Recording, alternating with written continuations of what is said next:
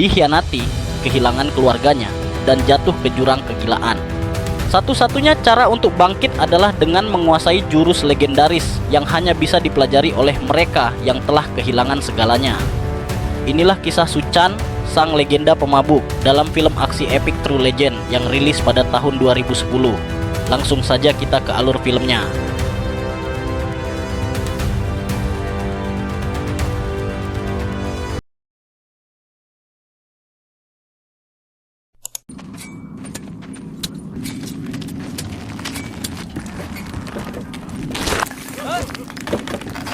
Berlatar di Tiongkok pada masa dinasti, cerita dimulai dengan memperlihatkan pasukan elit kekaisaran yang dipimpin oleh jenderal perang bernama Su Chan sedang menjalankan misi penyelamatan sang kaisar yang diculik oleh kelompok pemberontak.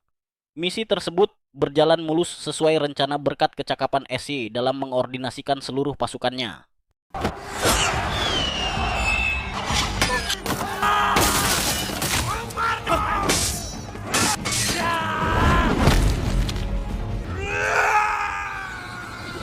Sebagai wujud rasa terima kasih atas jasa Su Chan yang berhasil menyelamatkannya, sang kaisar berniat mengangkat Su Chan menjadi gubernur. Namun karena tugas itu dianggap terlalu berat, dan juga karena Su Chan memang tidak begitu menyukai dunia politik, ia pun langsung menolak dengan alasan ingin hidup bebas sebagai rakyat biasa. Kalah!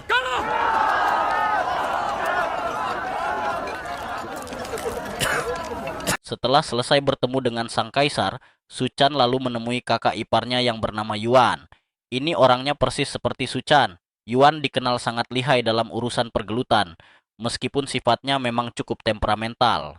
Bukannya menerima jabatan gubernur yang dihormati banyak orang, Su Chan justru memberikan kesempatan itu kepada Yuan, kakak iparnya sendiri. Selain merasa Yuan lebih cocok untuk posisi tersebut, Su Chan juga punya niat mulia untuk hidup sederhana bersama istrinya, adik Yuan, yang bernama Wan, dengan mendirikan perguruan bela diri bernama Wu demi memberi manfaat bagi banyak orang. 练武才有意思。我还有个小小的愿望。苏灿，我希望你早日达成宏愿。 5 tahun setelah pensiun dari dunia militer, kini Su Chan hidup bahagia bersama adik Yuan yang bernama Xiao Ying dan putra kecil mereka yang kita sebut saja si Asep. Sesuai rencana awal, yaitu mendirikan perguruan seni bela diri Wushu. Rencana tersebut akhirnya benar-benar terwujud dengan sang ayah kandung Su Chan yang langsung turun tangan memimpin perguruan itu.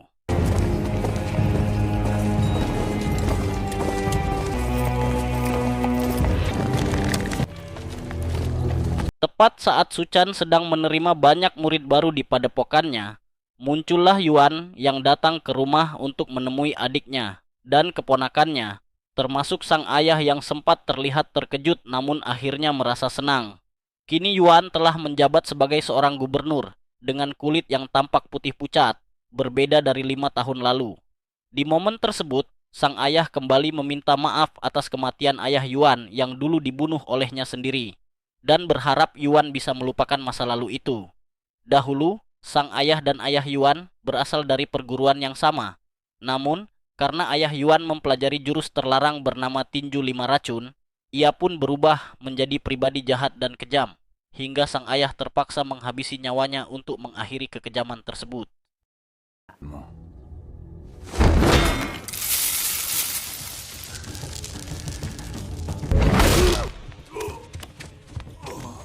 你杀了我爹。 Dan alih-alih belajar dari pengalaman tragis ayahnya sendiri, Yuan si bodoh ini justru mengaku bahwa dirinya telah berhasil menyempurnakan jurus 5 racun tersebut. Ternyata selama ini Yuan masih menyimpan dendam mendalam atas apa yang dilakukan oleh sang ayah kepada mendiang ayah kandungnya. Sehingga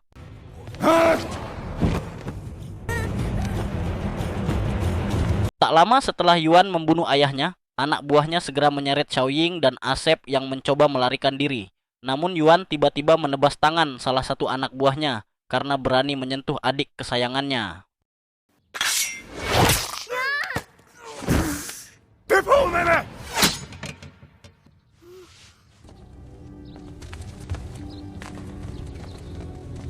Tak Tak lama kemudian, Suchan akhirnya tiba di rumah dan mendapati seluruh saudaranya telah tewas, termasuk ayah kandung yang sangat ia cintai. Dua pendekar kembar utusan Iwan pun langsung menyerangnya, hingga terjadilah pertarungan seperti berikut ini.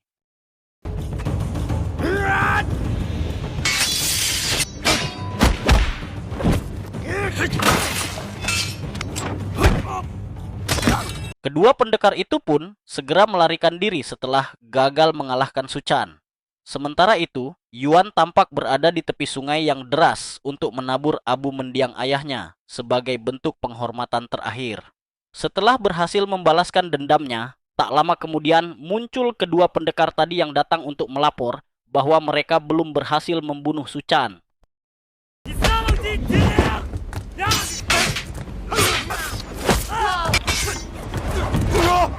Menyadari bahwa semua anak buahnya tak akan mampu mengalahkan Suchan, Yuan pun memutuskan turun tangan dan menantang Suchan untuk duel langsung, di mana mereka terlibat dalam pertarungan bela diri tingkat tinggi hingga akhirnya.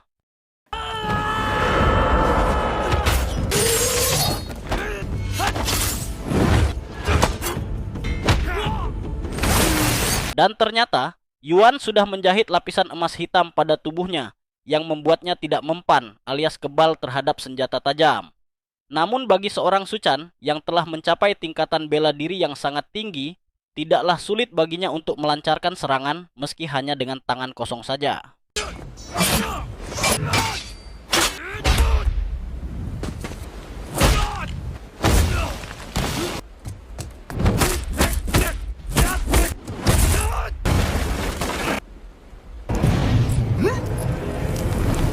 Dan inilah jurus tinju 5 racun yang sangat terlarang. Siapapun yang terkena serangan atau bahkan sedikit sentuhan tangannya, tubuhnya akan langsung teracuni oleh racun yang sangat mematikan. Sehingga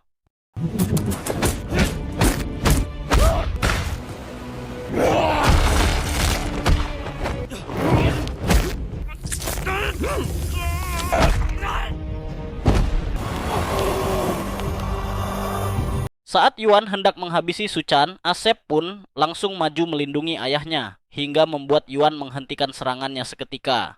Namun meskipun demikian, Yuan tetap berniat menghabisi Suchan dengan cara melemparkannya ke sungai Ciulan.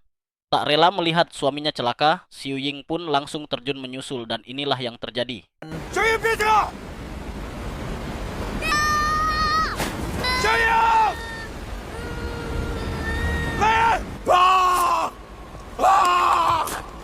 Beruntung mereka berdua masih dalam perlindungan. Suchan dan Xiaoying pun berhasil selamat setelah tersangkut di batang kayu yang berada di pinggiran. Dengan keteguhan hati seorang istri yang tulus mencintai suaminya, karena nafkah yang diberikan telah memenuhi standarisasi, Xiaoying menarik suaminya menaiki tebing curam hingga akhirnya mereka bertemu dengan seorang wanita gunung yang datang menolong di saat kesusahan.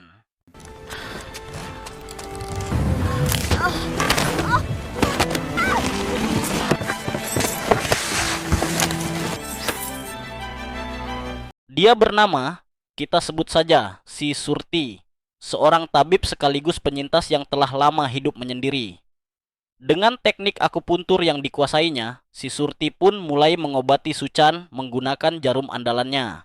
Ia bahkan berhasil mengeluarkan separuh racun mematikan yang sudah menyebar di dalam tubuh Suchan. Selama kurang lebih 3 tahun lamanya, Suchan dan Xiaoying hidup berdua di pegunungan, sambil menunggu kondisi Suchan pulih seperti sedia kala. Dalam kurun waktu itu pula, anak mereka, Asep, dirawat dengan baik oleh pamannya, Yuan. Ia dimasukkan ke sekolah negeri yang tidak memungut biaya apapun, malahan dapat makan siang gratis program pemerintah. Karena itulah, Xiaoying dan Suchan tidak terlalu khawatir dengan keadaan putra semata wayang mereka. Selama 3 tahun itu juga, Suchan terus melatih fisiknya agar bisa kembali ke kondisi terbaiknya. Semua itu ia lakukan tak lain demi menyelamatkan putranya dari cengkraman jahat Yuan.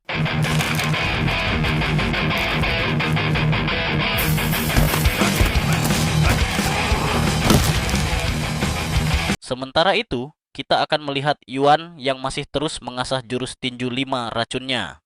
Ternyata, sumber racun dalam jurus mematikan itu berasal dari berbagai binatang berbisa seperti kalajengking dan laba-laba. Dalam latihannya, ia tidak menggunakan benda mati maupun hewan percobaan, melainkan manusia sungguhan, yaitu anak buahnya sendiri, sebagai uji coba kekuatan racun dalam jurus mematikannya itu. Dan betapa teganya Yuan saat ia mengurung Asep agar tak bisa melarikan diri. Niatnya sebenarnya mulia. Ia hanya ingin menjaga dan melindungi satu-satunya keluarga yang ia punya. Namun cara yang ditempuh jelas keliru. Justru tindakannya itu malah membawa penderitaan bagi Asep sendiri.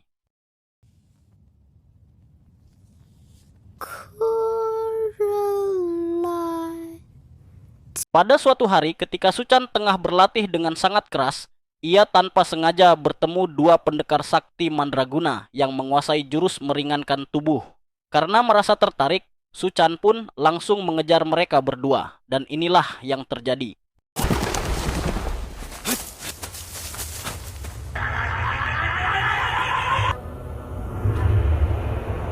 Entah ini hanya halusinasi atau benar-benar nyata, tiba-tiba saja Suchan berada di sebuah tempat yang sulit diterima akal. Ia ditantang untuk bertarung melawan seorang dewa Wushu dengan tujuan membangkitkan rasa percaya dirinya.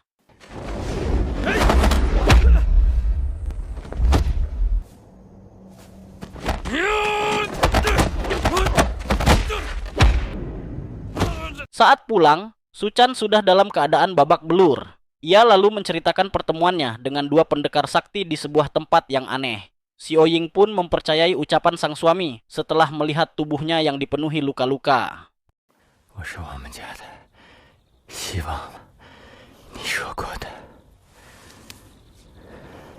Malam harinya, si Surti datang melakukan kunjungan rutin untuk memeriksa kondisi tubuh Suchan. Sebagai tabib berpengalaman puluhan tahun, ia tahu betul bahwa kondisi fisik dan mental Suchan sedang tidak baik-baik saja. Namun, Suchan tetap bersikeras meyakini bahwa dirinya sudah sangat sehat. Bahkan ia sempat menceritakan tentang pertemuannya dengan dua pendekar sakti di gunung tersebut.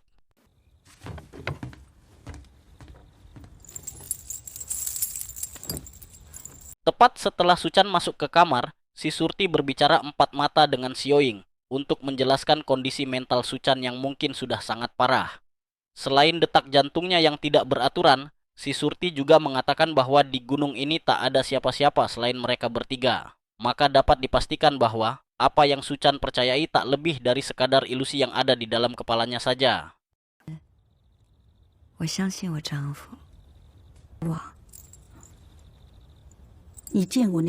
Di hari berikutnya, Suchan kembali mendatangi gunung yang kemarin dengan tujuan melanjutkan latihannya bersama Dewa Wushu.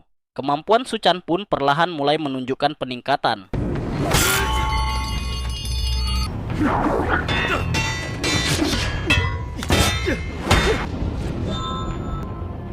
Namun teringat ucapan si Surti, Xiao Ying pun nekat menyusul suaminya ke tempat biasa ia berlatih. Dan benar saja, akhirnya Ying menyadari bahwa suaminya memang benar-benar telah kehilangan akal sehatnya alias gila. Alasan mengapa tubuhnya selalu babak belur setiap pulang bukan karena berlatih dengan Dewa Wushu, melainkan karena ia berlatih sendirian dan menyakiti tubuhnya sendiri.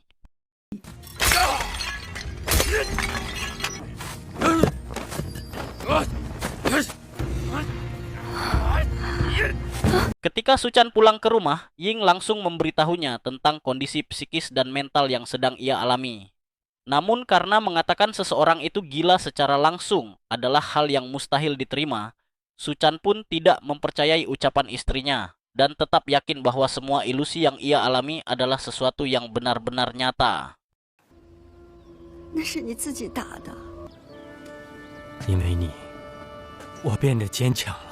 Keesokan harinya, Suchan kembali berlatih bersama Dewa Wushu yang sebenarnya hanya ada dalam pikirannya sendiri. Hal yang perlu digarisbawahi adalah bahwa ilusi yang dialami Suchan saat ini bukanlah akibat dari stres atau depresi, melainkan muncul dari alam bawah sadarnya sebagai bentuk dorongan untuk membangkitkan kembali rasa percaya dirinya yang tinggi.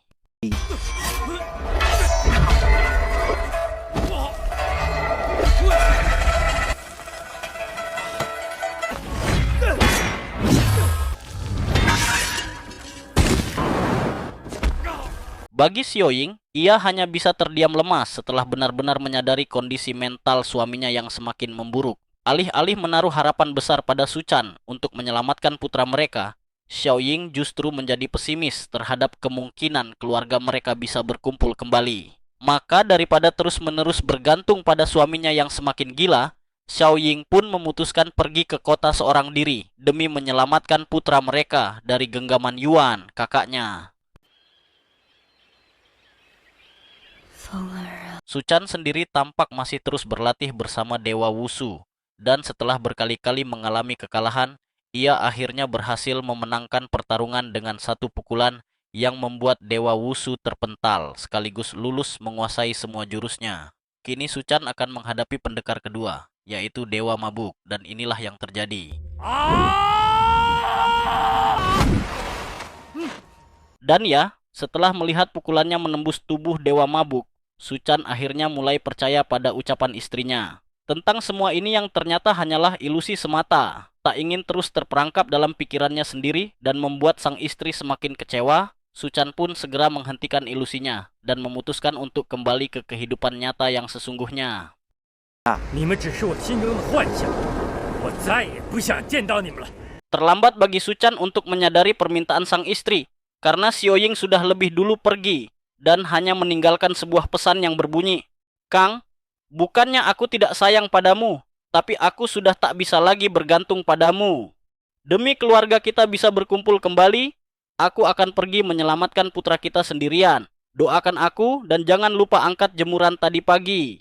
不分离，等我，你的小鹰。 Singkat cerita, sampailah Ying di kediaman sang bapak gubernur Yuan yang tak lain adalah kakak kandungnya sendiri, dan sempat menangis haru saat akhirnya bisa bertemu dengan putranya setelah 3 tahun berpisah. Namun kebahagiaan itu seketika berakhir ketika Yuan muncul dan memeluk mereka berdua. Sementara dengan bermodalkan sebilah kayu tajam yang dibawanya dari dalam hutan, Xiaoying pun berniat membunuh kakaknya sendiri.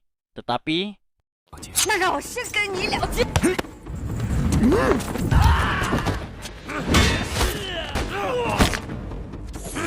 Dan ya, tak lama kemudian, mereka dikejutkan oleh kemunculan Suchan yang datang menyusul dari belakang, yang sepertinya lupa tidak mengangkat jemuran.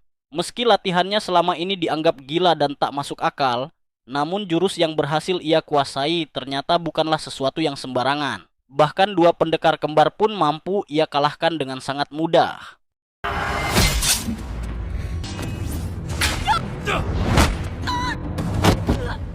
Menyadari bahwa Suchan tidak akan berhenti begitu saja, Yuan pun segera memerintahkan anak buahnya untuk membawa Ying pergi ke dalam hutan. Di sana, mereka mengubur Ying hidup-hidup di dalam sebuah kotak dengan titik lokasi yang tidak diketahui siapapun. Yuan sengaja melakukan semua itu demi membuat Suchan hidup dalam penderitaan. Daripada membiarkan Suchan bahagia bersama adiknya, Yuan lebih memilih agar Ying mati dan tak pernah bisa berkumpul kembali dengan keluarganya.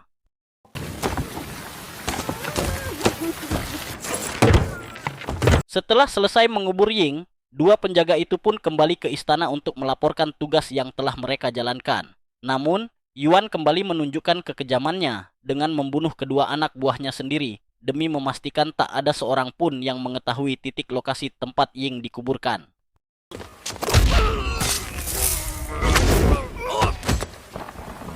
Setelah berhasil mengalahkan dua pendekar kembar, kini tiba saatnya Suchan harus berhadapan dengan Yuan, sang raja terakhir. Dan inilah yang kemudian terjadi.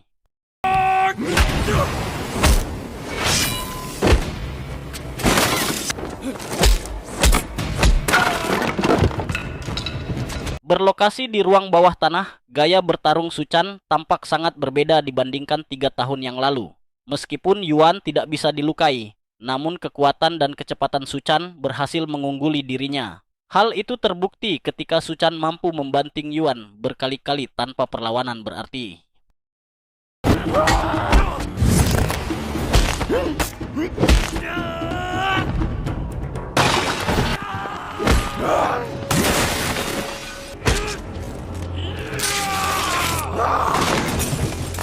Masih mengenakan lapisan emas hitam yang dijahit langsung ke tubuhnya, Yuan mulai memimpin jalannya pertarungan dengan memindahkan lokasi ke tempat yang sama sekali tidak layak dan sangat sempit, yaitu di dalam sumur ular. Tetapi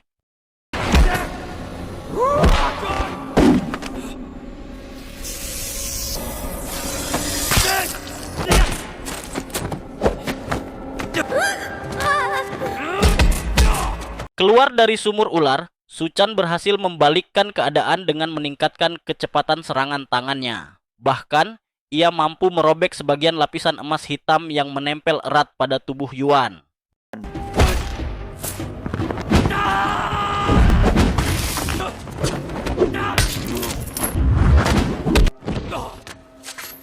Tak bisa membiarkan keadaan terus seperti ini, Su Chan akhirnya menggunakan rantai besi untuk melindungi kedua tangannya dari serangan jurus tinju 5 racun. Dan inilah yang kemudian terjadi.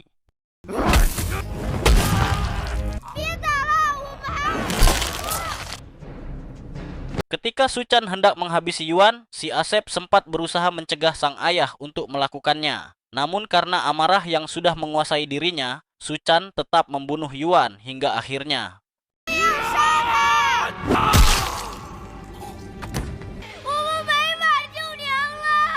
Hanya Yuan satu-satunya orang yang mengetahui di mana Ying dikuburkan. Dan kini Yuan sudah terlanjur mati. Saat hendak keluar, salah satu anak buah yang ikut mengubur Ying sempat memberitahu nama hutan tempat Ying dikubur. Namun, ia keburu mati sebelum sempat menyebutkan titik lokasi pastinya.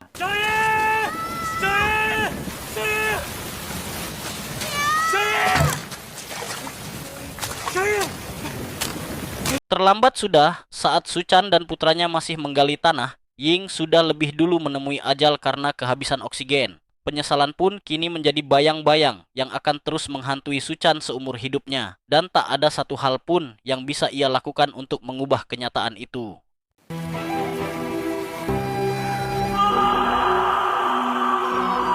Satu tahun kemudian, tepat saat bangsa barat mulai memasuki Cina dan membawa budaya baru, Su Chan hidup menggelandang bersama putranya dan menjadi seorang pemabuk karena stres kehilangan istri tercintanya. Bahkan ketika si Asep menggunakan uang terakhirnya untuk membeli makanan mereka berdua, Su Chan yang selalu dalam keadaan mabuk justru memakan seluruh ubi rebus itu tanpa menyisakan sedikit pun untuk putranya.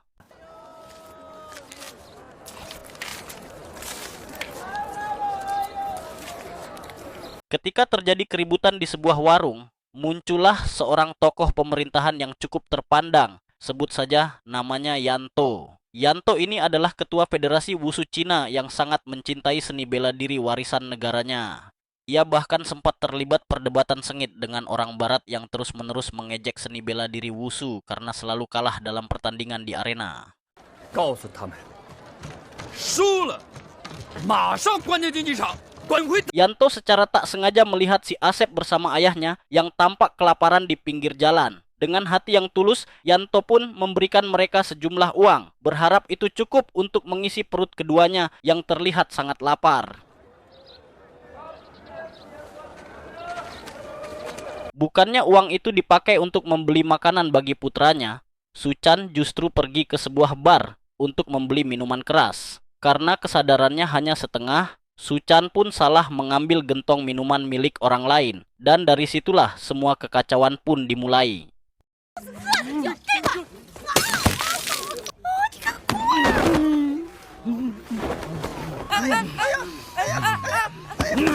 Saat keributan terjadi, alam bawah sadar Su Chan kembali aktif dan memunculkan sosok dewa Wushu dalam penampilan yang berbeda. Kali ini, ia hadir sebagai dewa mabuk dan sempat mengajarkan beberapa gerakan khusus yang kemudian dikenal dengan nama jurus dewa mabuk yang hingga hari ini masih dikenal oleh banyak orang.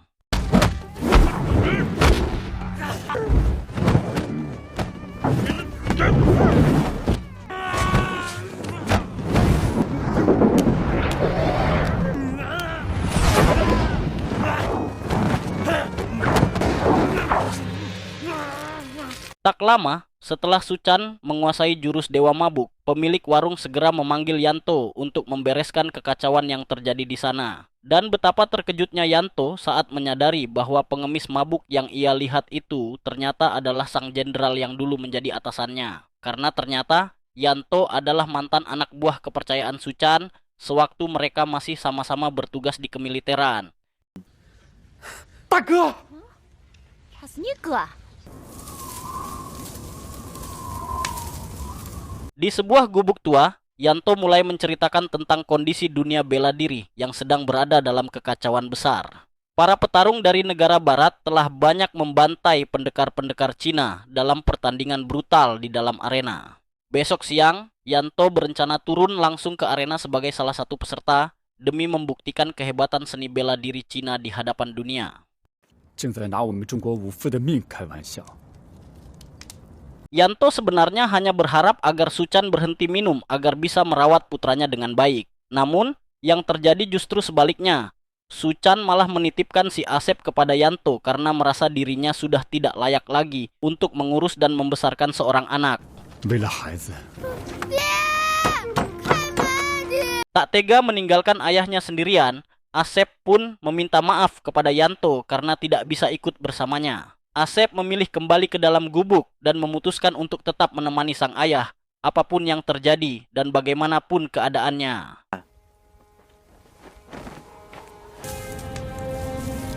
Keesokan paginya, Suchan terbangun dan menemukan sebuah surat yang ditulis oleh Asep berisi ketulusan hati sang anak yang justru ingin membalikkan keadaan dengan merawat ayahnya. Dalam kondisi sadar itulah, Suchan merasa terharu, lalu memutuskan untuk menonton pertandingan Yanto sesuai dengan permintaan dari si Asep.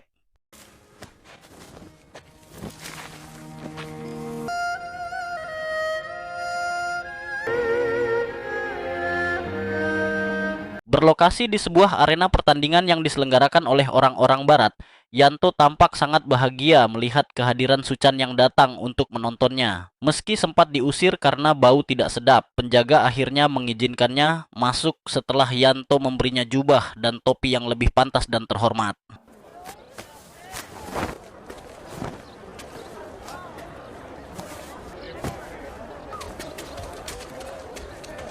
Saat Yanto tengah bersiap-siap, tampak seorang petarung barat yang baru saja membunuh salah satu ahli bela diri Cina tanpa mengikuti aturan yang jelas. Di saat yang bersamaan, Suchan justru memanfaatkan momen tersebut untuk menikmati minuman keras gratis yang disediakan sambil menonton Yanto yang sebentar lagi akan bertarung di atas arena.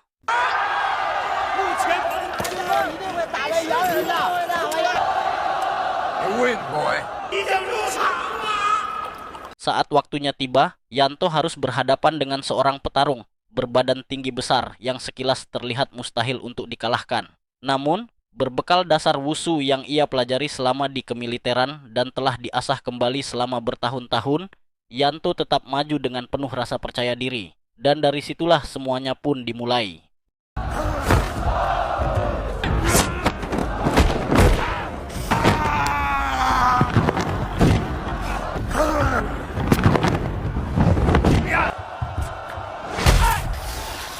Yanto langsung dibuat babak belur dengan sangat mudah oleh petarung barat tersebut.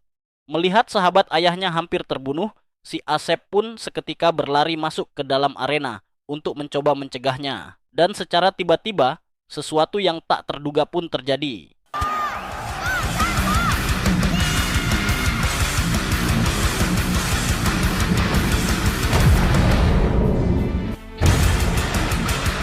Ya, hanya dengan satu pukulan ke bagian samping kepala, petarung barat itu langsung tumbang seketika di tempat. Saat Suchan hendak meninggalkan arena, tiba-tiba muncul seorang petarung lain yang menghadangnya dan tidak membiarkannya pergi begitu saja.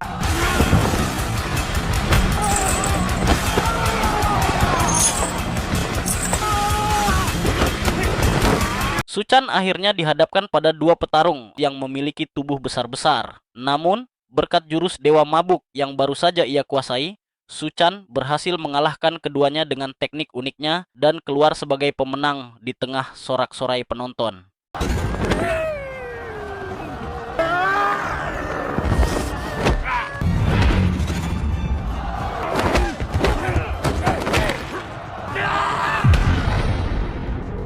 Melihat kejadian ini sebagai hiburan yang luar biasa menarik, panitia pun langsung mengerahkan seluruh petarung barat yang mereka miliki. Meskipun Suchan sangat tangguh dalam pertarungan, Namun jika terus-menerus dikeroyok tanpa henti, ia pun mulai merasakan kelelahan yang luar biasa. Dan dari sinilah kejadian berikutnya pun dimulai.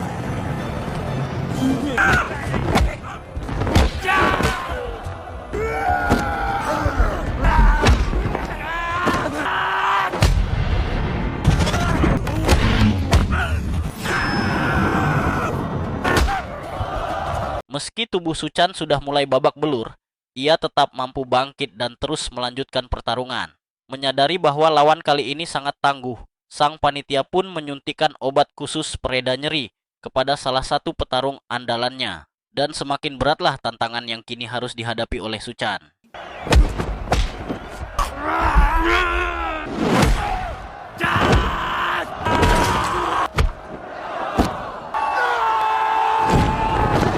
Di sisa-sisa terakhir kekuatannya, Suchan melihat wajah Asep yang menangis sambil memohon agar pertarungan dihentikan. Tak ingin kembali mengecewakan putra tercintanya, Suchan pun mengerahkan seluruh tenaga yang tersisa dan berhasil menaklukkan si petarung hingga pertandingan pun resmi berakhir.